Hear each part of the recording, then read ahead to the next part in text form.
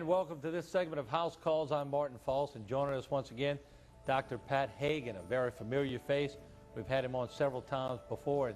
And Dr. Hagen, on the last few segments, we talked about ways to get rid of sinusitis and polyps by using treatments prior to using procedures. But what happens if I try all these things and then they all fail? Where do you bring me then? Well, to recap, we've gone over how to make the diagnosis of chronic sinusitis. We went over the telescope exam and a CAT scan. If medical treatment has failed, then at that point, there's an endoscopic surgical procedure that we can, where someone comes in one morning, gets it done, goes home right that afternoon, to actually gently and effectively remove polyps and open the sinuses.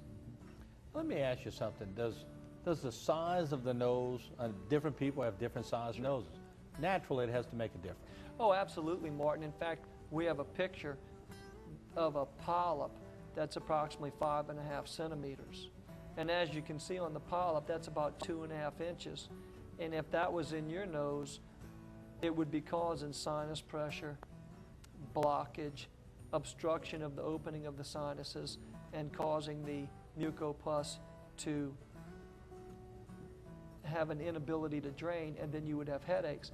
And if medical treatment has failed, then we would do the endoscopic sinus procedure. Okay, so once again, we appreciate you being with us. In weeks to come, we're going to talk more about this subject. So thanks, Dr. Hagen, for being here. All right, once again, Dr. Pat Hagen. He is our ear, nose, throat, and sinus specialist.